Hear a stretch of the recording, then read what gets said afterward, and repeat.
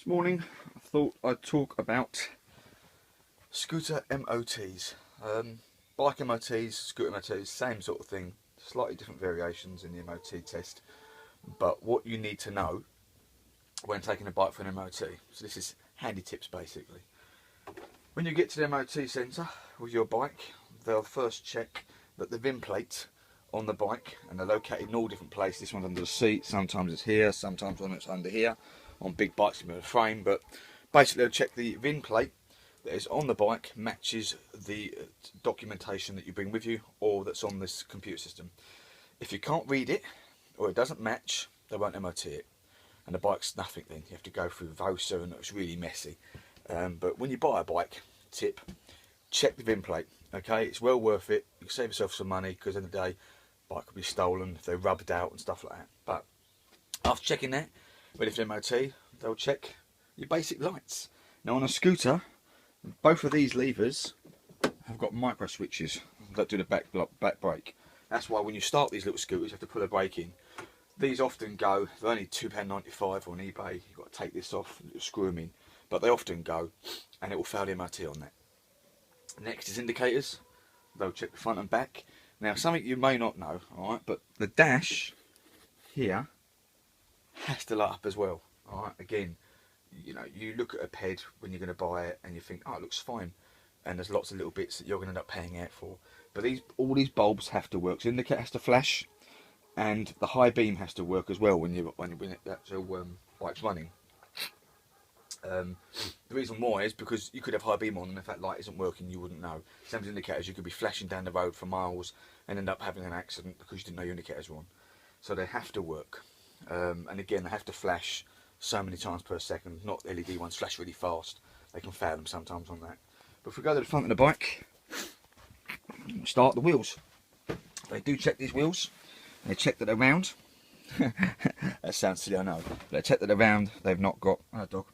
They check that, that they're not buckled or in the way.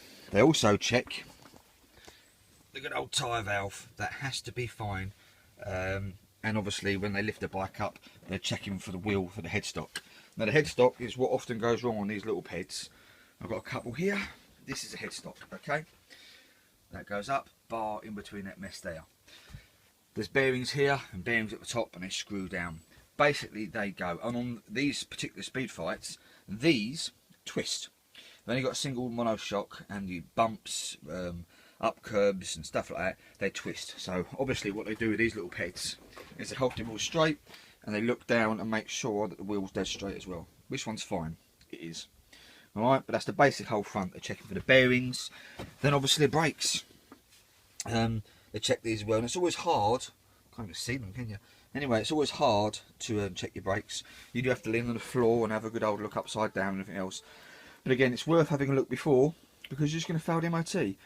And then, you know, it's messing up. It's only a couple of quid, under a tenner normally for brake pads, and it's not a big job. 13mm, I've done videos before. But that's the front, so checking the wheel, the brake, the actual disc itself, bearings, and it's straight. And that's the mechanism. And they lift it up and they make sure it turns and doesn't catch.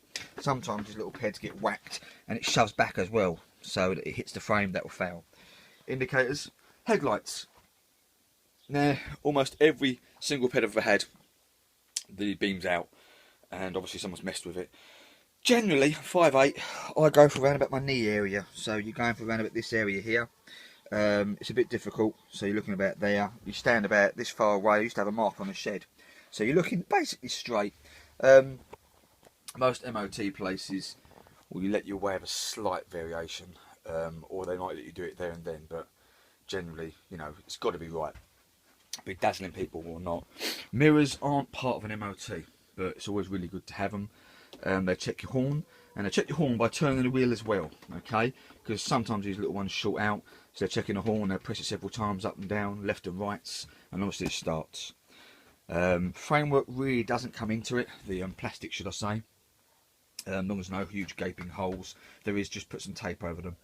On 50cc's and peds and so on, you've got the variator system and the belts. This is not part of the MOT. It doesn't have to kickstart. On a big motorbike you've got a chain, they check the chain and sprockets and stuff like this. What they do check, front and back, shocks. Now this one was gone on this one. it's there. A shock does two things, okay? I won't surprise you here. But you've got the spring, and inside you've got the dampener, the recoil. That is important. Now, there's an easy way of testing it. When you buy a bike, obviously, off the stand, hold the front brake, and you have to go down. What you'll hear is like a tss noise, a hissing noise, which is the piston working inside. And this one actually had gone off the stand again, and you push down hard, and the spring will come in, and the rebound will stop it from shooting back up. So you don't get a thud noise out of it. It just goes tss, tss. I know it's noises, but you'll get the hint of it. So basically, that's part of an MOT as well. Rear brake, again, they'll check that it works. They're checking for the wheel again, and making sure that that's not buckled, and the valve, which again is important. They'll check your valves. It's such a silly little thing. It's only a couple of quid, but to get the wheel off of these is alright. On some bikes, it really is a lot of hassle.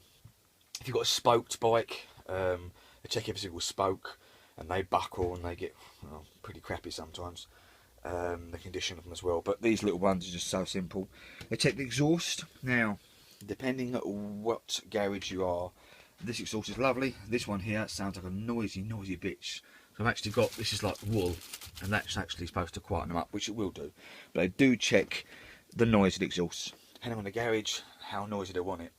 It's in their hands. My local garage is not too bad. He understands that bikes, you should be seen and heard and so on.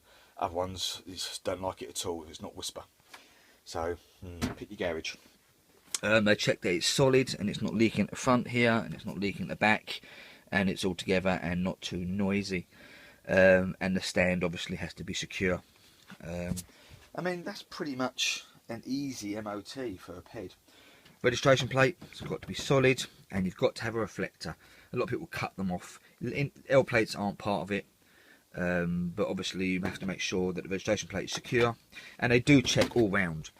Also, engine bearing itself, they'll check whether the whole thing moves. They'll check the bearing here, but also there's bolts going through here, and they check that the whole engine is secure. So you've got your shock, your bearings secure, everything else, and they check these. They're there, so they've got to move. They'll check these as well, make sure they're secure. And then basically all panels are secure. It doesn't have to have reflectors, and they just check around, making sure it's all been bolted together. I mean, it makes sense. The last thing you'd want is things falling off.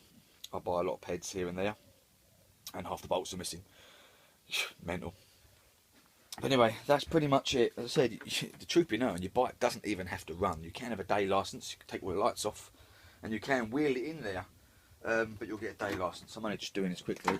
That was the VIN plate I was on about. On this bike, it's here. It should be here as well in this frame. It's very dirty, but the number does match this one. But what often happens, it gets stolen. They grind them somewhere, and you know it's dodgy. But anything else is fine. Nothing else really matters on these bikes. When it is running, when you get it there, it can't be huge plumes of smoke. They'll fail it for that as well. But obviously, understand with 2 strokes, they do have a little bit of smoke here and there. That's your basic MOT, and the basics about the shocks as well. So, check out my videos. Hope these are handy hints for you. And yeah, ta-da.